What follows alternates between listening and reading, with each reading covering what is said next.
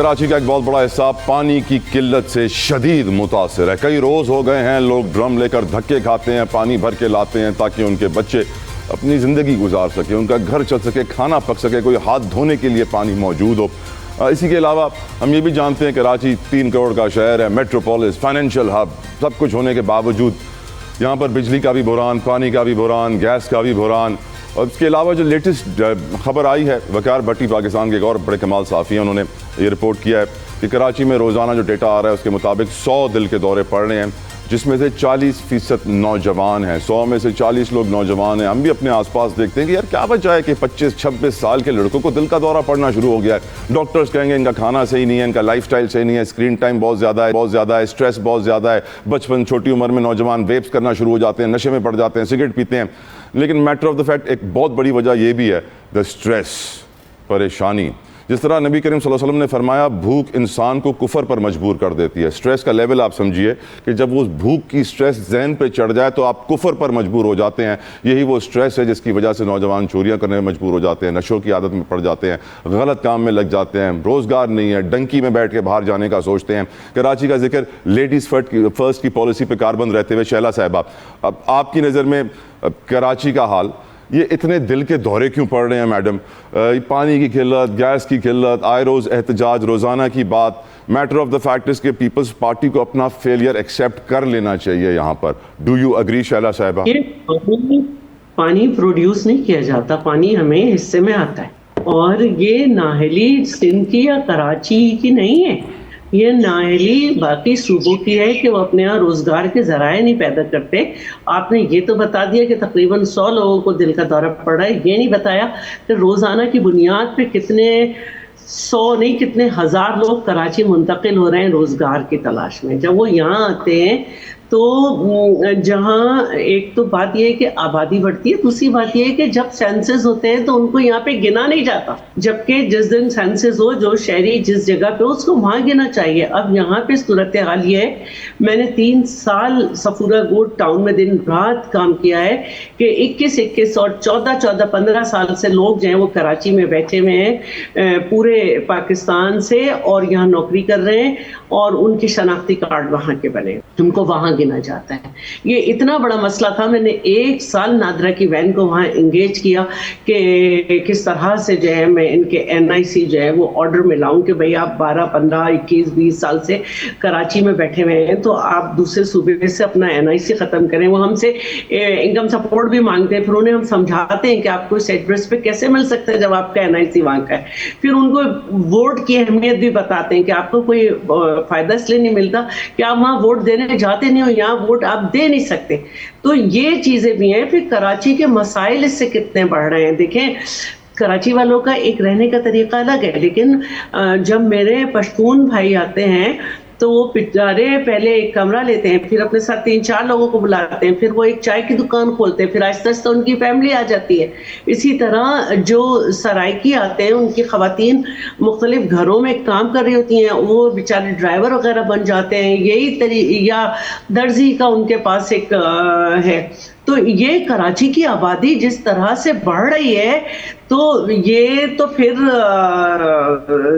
اس طرح تو ہوگا کہ یہاں کے لوگوں کے اندر مسائل, اور وہ کہتے ہیں یہی ہیں سوشل میڈیا پہ, آپ کو معلوم ہے بڑی وائرل چل رہی ہے میڈم وہ ویڈیوز جس میں کہا یہی جاتا ہے کہ سازش کا پہلا قدم ہی یہ ہے کہ کراچی کو صحیح گنا نہ جائے. ڈیٹا جو ہے وہ غلط ہوگا تو پھر سارے حساب ہی غلط ہو جائیں گے. اس میں کراچی کو کوئی ٹھیک کر ہی نہیں سکتا. آپ کی اتنی آبادی بڑھ رہی ہے, کوئی طریقہ کار ہونا چاہیے. ٹھیک ہے پاکستان کراچی جو ہے کیپٹل ہے, ہمارا معاشی ہب ہے, ہمارا آئین یہ کہتا ہے, لیکن پھر اس کے وسائل کو بھی اسی طرح دیکھیں نا. اب یہ سیاسی باتیں کرنا کہ یہ سے آپ سوچو, دل پہ ہاتھ رکھ کے سوچو کہ کراچی کی آبادی ایکچوئل کیا ہے اس وقت. میں ایگری کرتا ہوں. اور میڈم یہ ایک سوچی سمجھی سازش کے تحت ہی کراچی کو موٹر وے نہیں ملتا, کراچی کو اس کا ترقی کا حق نہیں ملتا. یہ ایک پلان ہی ہے کہ کراچی کو اس کا شیئر نہ ملے. بھائی کراچی کو تو کچھ بھی نہیں ملا, کراچی کو تو اس کے صحیح نمائندے بھی نہیں ملتے جن کو وہ ووٹ دیتے ہیں. تو سارے مسائل جو ہے نا وہ بہت پریشان. میڈم آدھے سے زیادہ نمائندے تو آپ کے ہیں. میڈم آپ کہہ رہے ہیں کراچی کو صحیح نمائندے نہیں ملتے, مجھے بات یہ ہضم نہیں ہوئی. بتا رہی ہوں کہ بہت سارے نمائندے ایسے ہیں جو نہیں کراچی. آپ کہہ رہے ہیں کراچی سے MQM والوں کا صفایا ہو جائے تو کراچی کے سارے مسئلے حل ہو جائیں گے. کو یہیں رہنے دیں کیونکہ ہم مسائل کی طرف جا رہے ہیں. کیونکہ اگر صحیح نمائندے بھی مل جائیں تو میں نے جو مصیبت بتائی ہے وہ اصل یہی ہے کہ کراچی کی آبادی اس کے بہت زیادہ ہے. میں ایک چھوٹی سی مثال دے دیتی ہوں. ہاشم رضا زیدی صاحب کمشنر تھے. میں نے ان سے کہا کہ محرم بھی شروع ہو رہا ہے, درمیان میں سڑک ہے, دونوں طرف امام بارگاہ اور مساجد ہیں اور گھٹنوں گھٹنوں پانی بھرا ہوا ہے, آپ کچھ کریں. انہوں نے میری بات کو بہت عزت دی, بڑا آنر دیا. صبح ہی صبح وہاں پہ سب پہنچ گئے اور جب سارا کام ہو کے وہ اینڈ کی طرف آئے تو انہوں نے کہا بھائی میں آگے کا کیا کروں, میں نے جہاں تک لائن لے کر آیا ہوں اس کے آگے کی لائن اتنی پتلی اور یہاں سے میں اتنا سارا بڑا سب کچھ لے کر آیا ہوں سسٹم آپ کا بنا کے, اتنی آبادی بڑھ گئی ہے کہ یہ میں کیسے کروں. جہاں پورے ملک کا مسئلہ آبادی ہے وہاں کراچی کا بھی مسئلہ آبادی ہے. میں سیاسی باتوں کو اگر اس سے ہٹا کے کروں تو سیدھی بات یہی ہے کہ آبادی سے کراچی کا برا حال ہے. ارشد صاحب, آپ کی مسکراہٹ کو دیکھ کے میرا دل چاہ رہا ہے یہ کہنے کو, تم اتنا جو مسکرا رہے ہو کیا غم ہے جو چھپا رہے ہو؟ فرمائیے حضور. ہم تو پتہ ہے سب کو. بس میری بہن اصل میں میرے سامنے ہے, اس پر بیٹھی. میں صرف ان سے اتنی ریکویسٹ کروں گا, میں مزید بحث میں نہیں جاؤں گا ورنہ پھر وہ ڈسٹرب ہو جائے گی باتیں ہماری. میں صرف اتنا کہوں گا کہ ہمارے جو چیف ایگزیکٹو ہیں اس پروونس کے, جنہوں نے پڑھا بھی یہیں سے, جن کے بچے بھی یہیں پڑھ رہے ہیں, جو رہتے بھی یہاں ہیں, پانی بھی یہاں کا استعمال کرتے ہیں, بجلی بھی یہاں کی استعمال کرتے ہیں, ان سے بھی کہہ دیں کہ کراچی کا شناختی کارڈ بنوا لیں, اپنے آپ کو کراچی کی مردم شماری میں گنوا لیں, کیونکہ ایسا نہیں ہے. اب وہ کریں گے تو انشاءاللہ تعالیٰ باقی جتنے لوگ تمام صوبوں سے آ رہے ہیں وہ بھی اس کو فالو کریں گے. تو سب سے پہلے انہی سے سٹارٹ لے لیں جو ہمارے چیف ایگزیکٹو ہیں پروونس کے. اب آ جائیں بات, دیکھیں کراچی کو دل کے دوروں سے شروع کریں, دل کے دوروں سے شروع کریں ارشد بھائی. آپ دل کے دوروں کی بات کر رہے ہیں, میں اپنی پرسنل ایکسپیرینس آپ کو بتا دوں کہ جو ٹریولنگ ڈسٹینس مجھے 20 منٹس کا ہوتا ہے, 30 منٹس کا ہوتا ہے, مجھے 1 گھنٹے میں وہ ٹریولنگ ڈسٹینس کرنا پڑتا ہے. دا ریزن بینگ از کہ بڑی بڑی باتیں ہوتی ہیں, ٹریفک مینیج نہیں ہو رہا. ٹریفک جو ہے کراچی میں آج سے تقریباً 10 سال پہلے جو ہے 200 سوا 200 ٹریفک لائٹس تھیں, آج صرف 65 ٹریفک لائٹس ورکنگ کنڈیشن میں ہیں.